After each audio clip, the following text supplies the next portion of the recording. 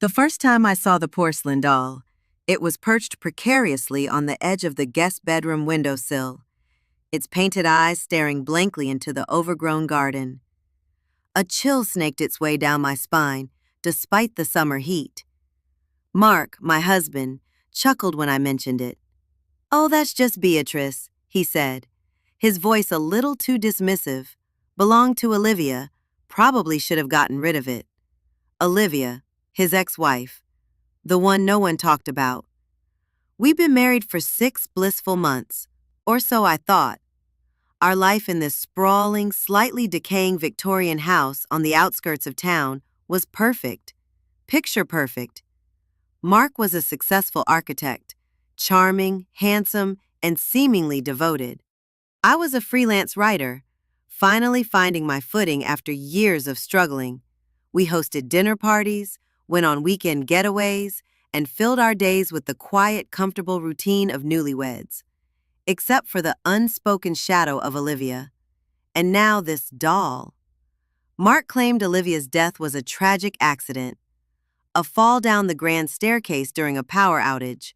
Simple, clean, and closed. But something about the way he said it, the way his eyes flickered away when her name was mentioned, always felt off. Now with Beatrice watching me from the windowsill, the feeling intensified. It wasn't just unease, it was a creeping, insidious dread. I tried to push it aside, to tell myself I was being paranoid, influenced by too many late-night true crime documentaries. But the doll kept reappearing, not always in the same place. Once, I found it sitting on the piano bench in the music room, its tiny, gloved hand resting on the keys. Another time, it was tucked under a pile of towels in the linen closet, its lifeless gaze unnervingly close. "Mark," I said one evening, as we sat on the porch, sipping wine and watching the fireflies dance in the twilight. "About Olivia? Did she like dolls?" He paused, his brow furrowing slightly. "I suppose so. Beatrice was hers, obviously. She had a few others, scattered around." "Why?" "Just curious," I mumbled. But the question burned in my throat. Was Beatrice her favorite? Was that why it kept showing up? Was it a sick joke, or something far more sinister? The next day, I decided to do some digging. Literally. Our property backed onto a dense, untamed forest. According to local legend, it was once part of a much larger estate, owned by a reclusive family with a dark history. I dismissed it as folklore, but now, standing at the edge of the woods, shovel in hand, I felt a prickle of fear. I focused on a section of the garden closest to the house, where the soil appeared to have been recently disturbed. After an hour of backbreaking work, I hit something hard. My heart pounded. It wasn't a root or a rock. It was a small wooden box, old and weathered, but clearly, deliberately buried. With trembling hands, I pried it open. Inside, nestled on a bed of faded velvet, was a collection of photographs. Black and white snapshots of Olivia. Not the glamorous, polished Olivia I'd seen in the few wedding pictures Mark kept tucked away in a drawer. This Olivia was different. Her eyes were wide and haunted, her smile strained. In one photo, she was holding Beatrice, but her grip looked almost fearful. Beneath the photos, there was a small folded piece of paper. I unfolded it carefully.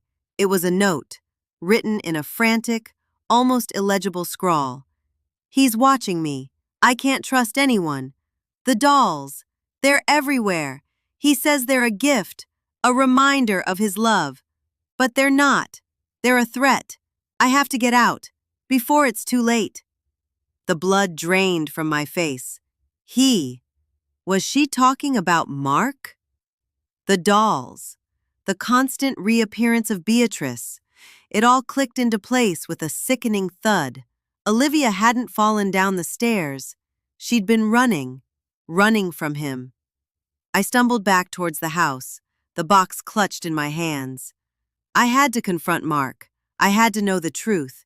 But as I reached the porch, I saw him standing there, a strange, unsettling smile playing on his lips, and in his hands, he held Beatrice. "Melissa," he said, his voice soft and gentle, like he was talking to a child. "I see you found Olivia's little treasure. Did she tell you all her little secrets?" I didn't answer. I just stared at him, fear tightening its grip on my throat. "She was so fragile, Olivia," he continued, his smile widening. "So easily broken. She couldn't handle the pressure of being my wife. She started seeing things, imagining things. It was all very unpleasant." He took a step closer, and I instinctively recoiled. "But you, Melissa," he said, his eyes locking onto mine, "you're so much stronger. You understand me. You appreciate the beauty of permanence." He held out Beatrice to me. "She wants to be friends," he whispered. "Don't you, Beatrice?" I wanted to scream, to run, but I was frozen, paralyzed by fear. This wasn't the man I'd married. This was a monster, hiding behind a charming facade. A monster who had silenced his first wife and was now planning to do the same to me. "What did you do to her, Mark?" I finally managed to choke out. His smile vanished. His eyes hardened. "I protected her. From herself. She was spiraling, Melissa. I couldn't let her destroy everything we had built together." "You killed her," I said, the words hanging in the air like a death knell. He didn't deny it. He didn't need to. The truth was written all over his face. "It was an accident," he said, his voice regaining its gentle tone. "A tragic, unfortunate accident, just like it will be with you." He lunged for me, and I finally broke free from my paralysis. I dropped the box and ran, desperate to escape. I burst through the front door and onto the street, screaming for help. But the house was isolated, the nearest neighbors miles away. My cries were swallowed by the wind. I ran blindly, not knowing where I was going, just knowing I had to get away from him. I could hear him behind me, his footsteps relentless, his voice calling my name in that deceptively soothing tone. I stumbled into the woods, hoping to lose him in the dense undergrowth, but he was like a predator, tracking his prey. I could hear him crashing through the trees, getting closer and closer. I found a small, abandoned cabin hidden deep within the woods. I scrambled inside, barricading the door with a rickety old table. It wouldn't hold him for long, but it would buy me some time. I huddled in the corner, gasping for breath, my mind racing. I had to find a way to escape, to expose him, but how? He had covered his tracks so well. Everyone thought Olivia's death was an accident. No one would believe me. Then I remembered the note Olivia had written, hidden in the box. It was proof that she had feared him, proof that he was capable of anything. I fumbled in my pocket for my phone, my hand shaking so badly I could barely hold it. I needed to call the police, to send them the note. But there was no signal. I was completely cut off. I heard a noise outside, a soft, scraping sound. He was trying to break down the door. I had to do something. I couldn't just sit here and wait to die. I grabbed a rusty old poker from beside the fireplace. It was my only weapon. The door splintered. Mark burst into the cabin, his eyes blazing with fury. "Melissa," he snarled, "why are you doing this? Why can't you just accept what's meant to be?" I raised the poker, my heart pounding in my chest. "Stay away from me!" He laughed, a cold, chilling laugh that echoed through the small cabin. "You can't hurt me, Melissa," he said. I love you. I would never hurt you. He took a step closer, and I swung the poker with all my might. It connected with his shoulder, and he cried out in pain. He stumbled back, clutching his arm. But he didn't fall. He just glared at me, his eyes filled with hatred. "You'll regret that," he hissed. He lunged at me again, and this time I wasn't ready. He grabbed the poker and wrestled it from my grasp. He raised it above his head, his face contorted with rage. "This is for your own good, Melissa," he said. "You'll thank me later." I closed my eyes, waiting for the blow. But it never came.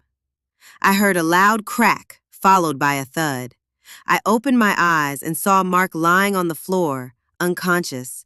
Standing over him was a figure I hadn't seen before. An older woman, her face etched with lines of worry and determination. She held a heavy piece of firewood in her hands. "I heard screaming," she said, her voice trembling. "I live in the next cabin over, been here for years, saw him chasing you, knew something wasn't right." I stared at her, speechless with gratitude. The police arrived soon after. They took Mark away, his face still contorted with anger. They found Olivia's note on my phone and immediately reopened her case. It turned out that several people in town had suspected foul play, but no one had ever had enough proof. I spent the next few days in a safe house, trying to process everything that had happened. The police were investigating Mark's past, and it seemed likely that he had been responsible for other deaths as well. Women who had gotten too close, who had threatened his carefully constructed world.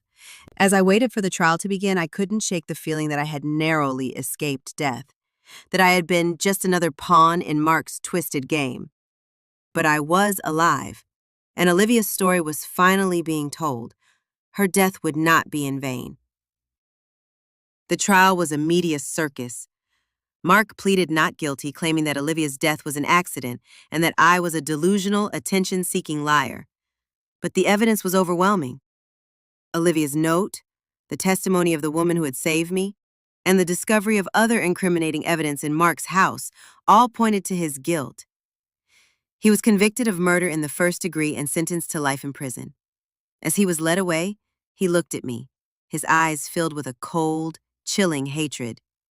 "You haven't won, Melissa," he said. "This isn't over." I didn't respond. I knew he was wrong. It was over. I was finally free. But even now, years later, I still have nightmares. I dream of Beatrice, her painted eyes staring at me from the darkness. I dream of Mark, his face contorted with rage. And I know that even though he is behind bars, the shadow of Olivia will always be with me. I moved away from that town, from that house. I changed my name. I tried to start a new life, but the fear never truly went away. Recently, I met someone, a kind, gentle man named David. He knows about my past, about Mark, about Olivia. He says he understands. He says he will protect me. But last night, I woke up in the middle of the night. David was asleep beside me, and on the bedside table I saw it, a porcelain doll, its painted eyes staring blankly into the darkness, its tiny, gloved hand resting on the edge of the table. I don't know where it came from. I don't know how it got there, but I know one thing. I'm not safe. He's still out there, and he's coming for me.